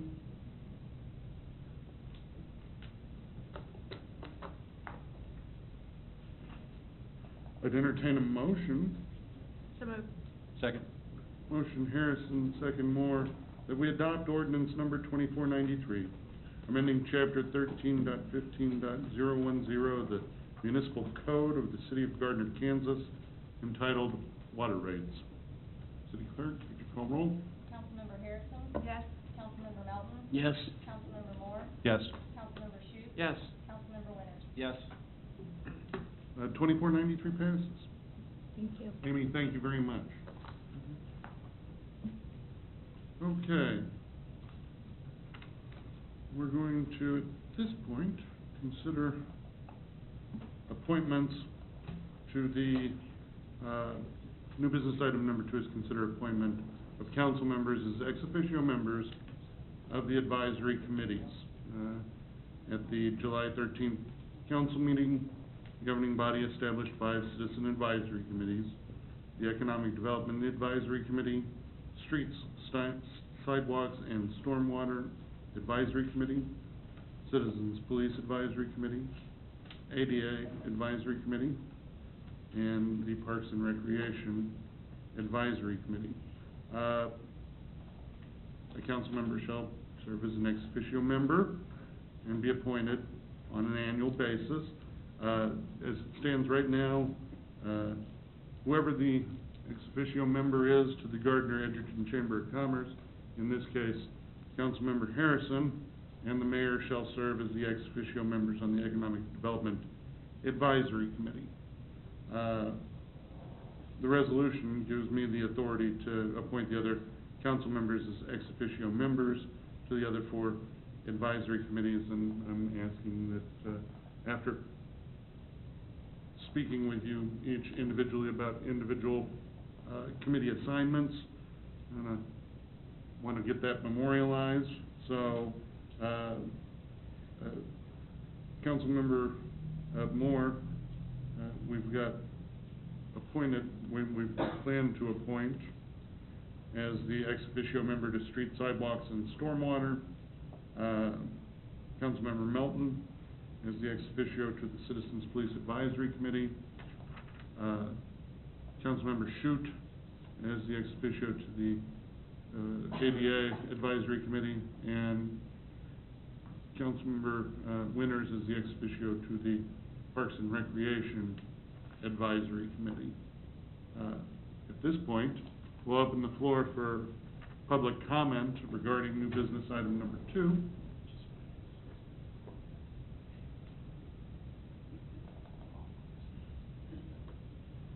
With no one coming forward, unless anyone has questions regarding it, and I'll take a look real quick. Steve? Well, point of order.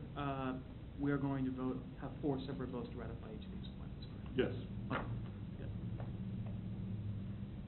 Point of order question. Any other questions? I'd entertain a motion to appoint Councilmember Moore to Street, Sidewalks, and Stormwater. So moved. Second. Motion, Shute, second Melton, that we appoint Councilmember Moore as the ex officio member of the Street, Sidewalks, and Stormwater Advisory Committee. All those in favor indicate by saying aye. Aye. All those opposed? Any in abstention? Congratulations, you've picked up some extra work. Thank you. I'd accept a motion to appoint Councilmember Melton. So moved. Second. Motion, Winters, second Moore, that we appoint Councilmember Melton as the ex officio member of the Citizens Police Advisory Committee. All those in favor indicate by saying aye. Aye. All those opposed?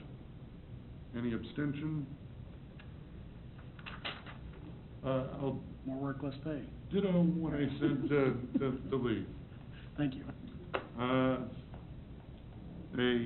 I'd entertain a motion for Council President Shute for the ex officio to the ADA. So moved. I'm gonna go, we'll go, Councilmember, motion Melton, second Winters, we appoint Council President Shute as the ex officio of the ADA Advisory Committee. All those in favor indicate by saying aye. Aye. All those opposed? Any abstention? I think you're getting used to hearing the same refrain. Yeah. Lastly, entertain a motion to appoint Council Vice President Winters to the Parks. So moved. Second. Motion, Moore, second shoot, that we appoint Council Vice President Winters as the ex officio member of the Parks and Recreation Advisory Committee. All those in favor indicate by saying aye. Aye. All those opposed? Any abstention? Welcome, everyone, to your new committee assignments. We've got an executive session coming up in just a moment, and actually, I think we've got council updates in front of that, but before we actually get to council updates, I'm gonna, as a trailer to the last, to new business item number 2, we are looking for recommendations from each of the council members for each of the 5 committees. I know some of you have already heard from people that are interested. I would encourage each of you to spread the word among the people that you're familiar with in the community and beyond. I'd suggest that you carefully consider those that contact you, even if you don't know them. If you need more information from them, ask for more information from them, and then make your recommendations. What we're looking for is recommendations to come in by Monday, August 4th, and we will get these committees established and their makeup memorialized at the August 17th meeting. Additionally, with all of the committees, save the Streets, Sidewalks, and Stormwater Committee, we won't be looking to start holding meetings until the beginning of 4th quarter, which would be October, with the upcoming special sales tax renewal election. We're looking to get a Streets, Sidewalks, and Stormwater meeting in prior to that election. So that'll just a little something to give you an idea of timeframes that we're looking at. So not only to Lee get appointed first this evening, but he gets to go to work first too. So, any other questions about the committees? I did have a suggestion. I shared with Cheryl earlier in the week, because I've gotten qualified candidates, multiple qualified candidates for the same position, and instead of trying to choose from those, I thought it might be, I mean, I might have more for police than I have for Parks and Rec, or vice versa. I was wondering if it would be a good idea if we just submitted any suggestion, or any citizen that stands up and says, I would like to be appointed. We forward all those to Cheryl, and then we'd choose from the pool who we would like to. So would they though, like, get their so for instance, we got an email from Bruce, so would we, I'm assuming we'd honor their preference, but if a committee became too full, we would approach the person and say, would you be, okay, so Correct. their Right. preferences would be noted as well, okay. Okay, we just passed this by resolution at the last meeting. We wanted to make sure that all the council members had an opportunity to appoint somebody for every committee. If you get more than one for a particular committee, and suggest to all of them that they should contact all the council members, perhaps. A couple of the people that have contacted us already have contacted not just you all, but me as well.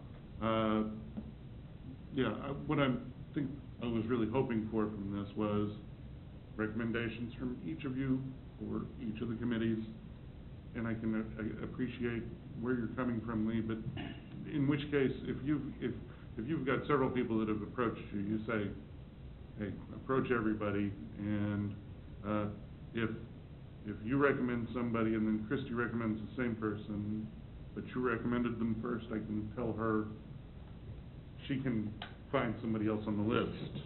But I guess why can't we centralize?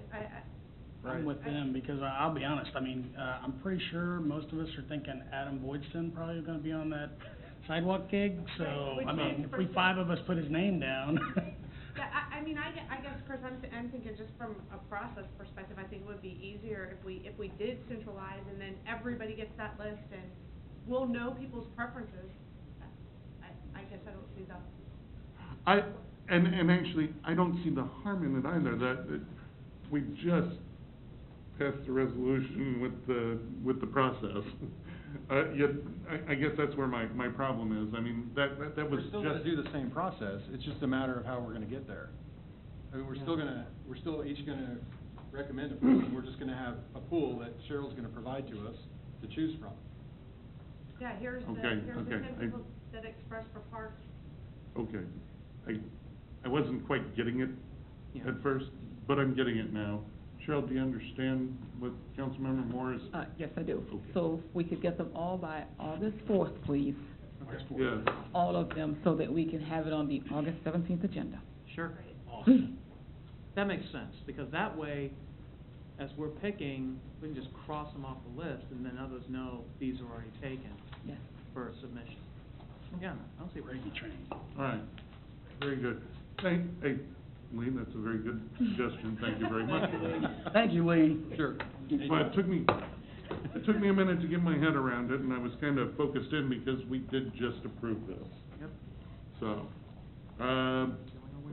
So, before we go into executive session, we're gonna hold council updates. I don't know if the audience is gonna hang around until the end of executive session, except for maybe Jerry.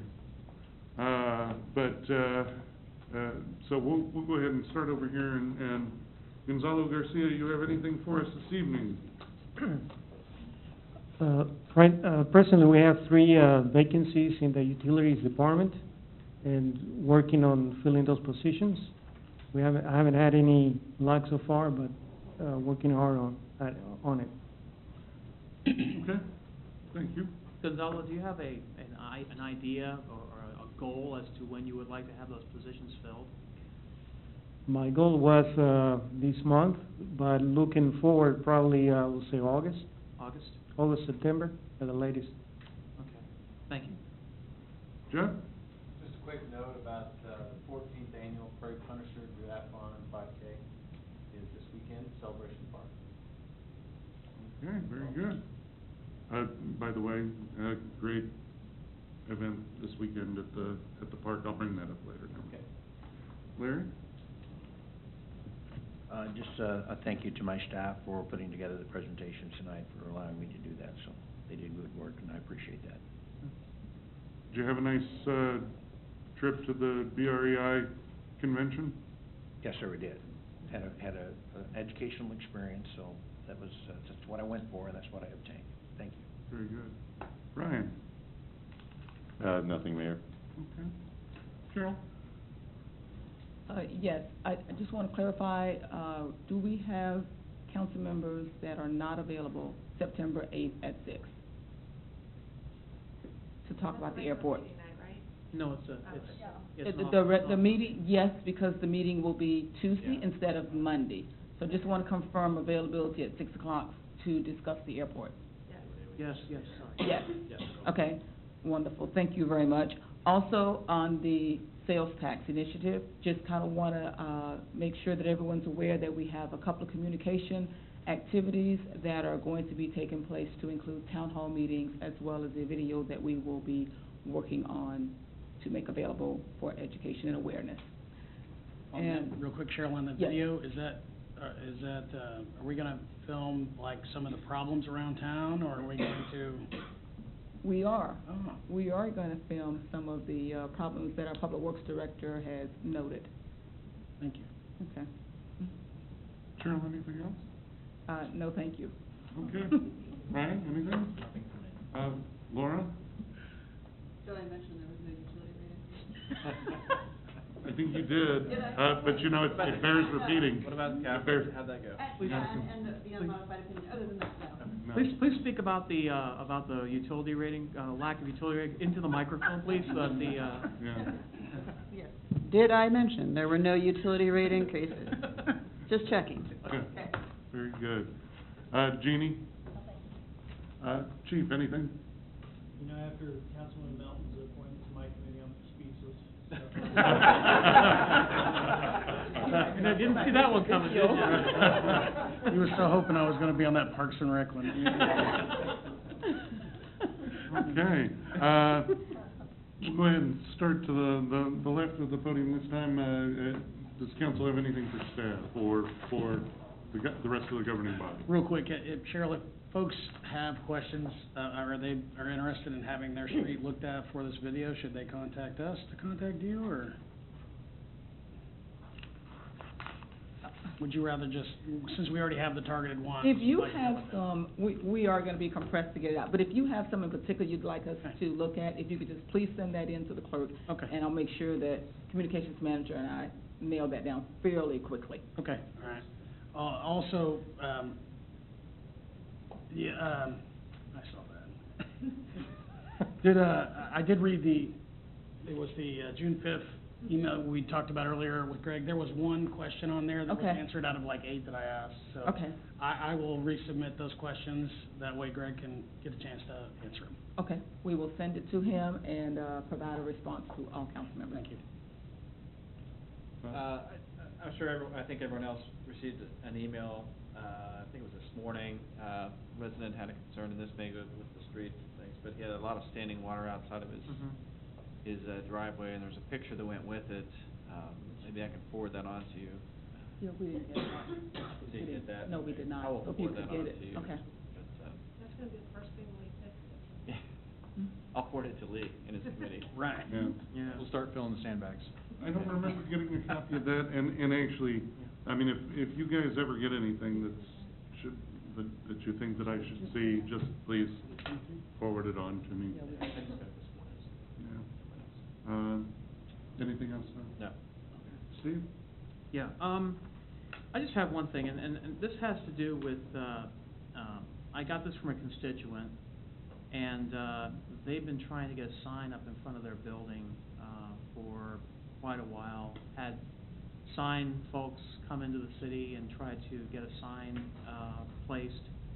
I just want to read a correspondence I got from this individual, just a couple of days ago. It says, Steve, I just want to let you know, I had a meeting with the city this morning about my sign placement. They essentially told me I did not meet the 5-point criteria for a variance and felt it would be unnecessary to submit the $150 variance application fee for the predetermined denial. I felt I made the strong case for my sign appearance and location, considering the abandoned house next door doesn't seem to bother the city at all. Anyway, I'm extremely frustrated and just thought I would let you know that I feel communication with the city is essentially worthless. As a business owner with limited resources for any kind of fight, it is infuriating to feel powerless and unheard. Thanks for letting me vent. This is a business owner who can't get a sign to advertise their business in front of their house. And the biggest impediment to them being able to advertise their business and try to keep their business in operation is the city of Gardner. And I need to know what the accommodation is here that can possibly be done. And two, if the sign ordinances are this restrictive where they can't get a sign placed, we need to change those sign ordinances. I'm sorry, this is, to me, it's inexcusable to get this kind of a letter. And so I'm gonna pass this over to our BED, and I'm sure that he'll share it with Cheryl, but this needs to be rectified. I don't know what can be done, but I would like to get some sort of an update on this for the next meeting, during council updates, to see what we can do for this individual. I appreciate that, and I do have that individual's contact information. I know that they didn't put it on the email, so I will get that to you, Larry, all right? We need to know who the person is. She does have a sign permit. She did come in and talk to our people, but we'll follow up. Okay, I appreciate that, thank you very much. Is that also something that in the updated, Code. Yeah. land Sign. code? Yes, that's sign is what something it that is we are, addressed. that we are Obviously, looking at. if there's something immediate we can take care of, or hopefully take care of. I don't know the specifics of the case you have, Yeah. but, I do know that signs is an issue that we're looking at. Yeah, it's one of those low-hanging fruit we had talked Mhm. about, that we might be able to Right. expedite, that I Okay. hadn't seen any of those. And Let me see what what the specifics are of that one. Okay, I appreciate that. I actually have a pretty lengthy file On on this this particular one? individual. Okay. Absolutely, I'll If you send could you share- the emails. yeah. Yep, I will do that. Okay, Thank you. I don't have anything. okay. I don't have anything. All right, you know, I do want to say, I attended the last of the concerts in the park this past weekend. It was very enjoyable. My sister was in town visiting from Stevenson, Washington, and a former council member up there, and they do a lot of park events. And she said, "Babe," I looked at the turnout and I thought, well, this is nice. And she said, "Wow, this is great. You know, you had a really good turnout." But I think we were kind of hamstrung with some weather this year, both of the damp and cool kind, and it was pretty darn hot on Saturday. But yeah, get out and come see these things when they've got them, everybody, because and everyone in the audience or watching on video, Parks and Rec does a fantastic job at putting on these shows. I'm looking forward to that. Movies in the pool. I like that one. That looks really good. Yeah. Except that, why do you have a shark attack movie? Because we're in safe in the here. in the pool. No risk, no fun. Yeah. I guess. I've got we just changed the governing body rules of procedure on how we view appointees to council members, unanimous decision. The BZA, we had 2 people up for reappointment. We advertised it. We publicized that there were openings. We got 2 applicants. They are the incumbents. I will be glad to have Jeannie help schedule interviews with these people, and we can interview them, and we can go from there.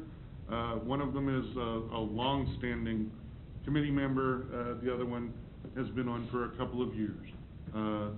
So it's up to the governing body whether or not we need to interview everybody, but at this point, we've got 2, they're the incumbents.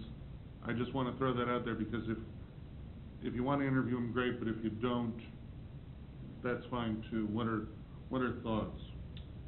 If we only have 2 applicants, I don't know that there's a lot of need to interview them. If they've already been serving, I mean, to me, they. Sure. Todd? I'm okay with that. Well, I personally think that we still need to follow the procedure and have 2 council members and the mayor interview.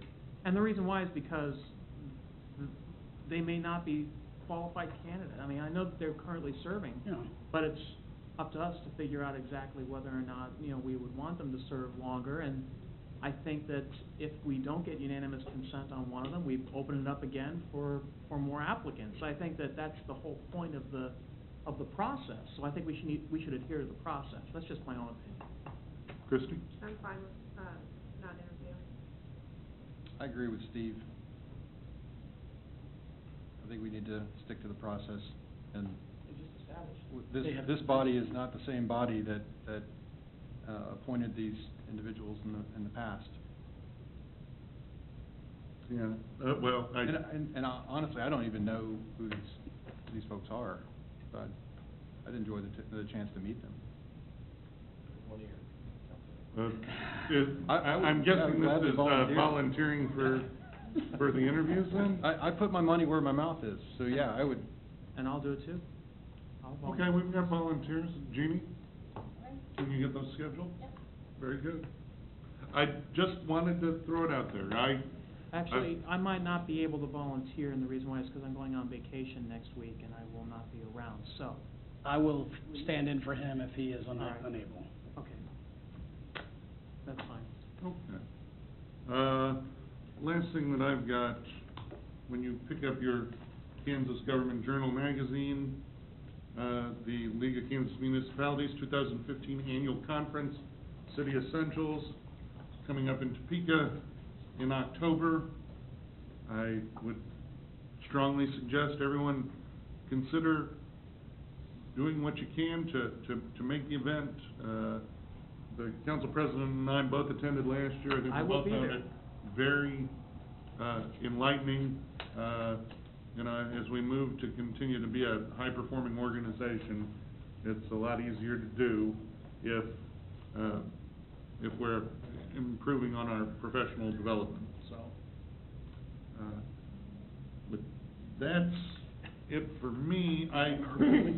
We can, I'm sorry? So we all carpooling? Oh, we certainly can. All right. I Can fit 9 of us. We've got, the next item on the agenda is for an executive session, which Cheryl's given me the high sign that we need about 10 minutes for. 10 minutes? Okay, great. Steve, can you handle the motion? I think I could do that. I move that we recess into executive session to discuss the acquisition of real property pursuant to KSA 75-4319, B6, specifically preliminary discussions relating to the acquisition of real property beginning at 8:55 PM, returning to regular session at 9:05 PM. Second. Motion, Shute, second Moore, that we adjourn into executive session. All those in favor indicate by saying aye. Aye. All those opposed? Any abstention? We are adjourned.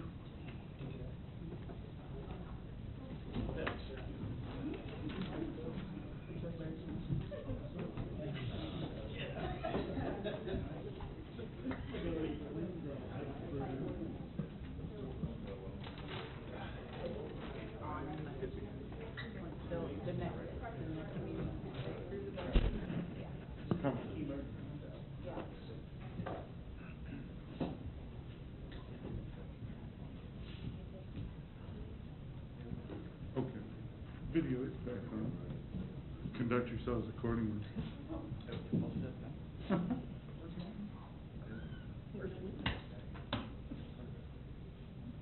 These are, yeah, the long meetings.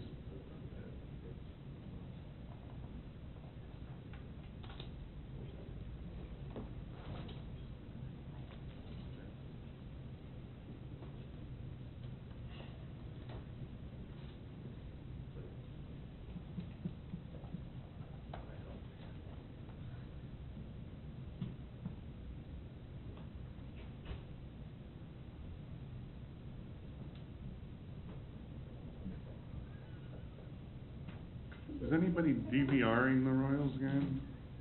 No, but I. And Laura's, Did we check on? yeah, but she's not here right now.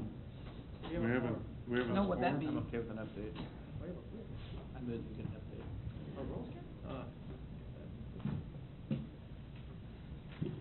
But not if Laura wants. 7-4, the Pirates. Oh. Top of 6. Oh, plenty of time. A lot of runs. Sure. Probably got another finger cramp. Or hand cramp or whatever. He's turning into Jeremy Affeldt with the fingernail. Yeah, actually, we can, Yep. with the, I'll make- accept a motion to Reconvene? reconvene, regular session. So moved. Second. Motion, Shute, second Harrison, that we reconvene regular session. All those in favor indicate by saying aye. Aye. All those opposed? We are reconvened. I would entertain a motion To what? to adjourn. Oh, so, second. Motion Harrison, second Shute, that we adjourn. All those in favor indicate by saying aye. Aye. All those opposed? Any abstentions? We are adjourned. Thank you. Yeah, we had a quorum, so we just went out. Yeah, there, I'm glad, I'm glad you didn't wait for me. Hey, Larry? I've got,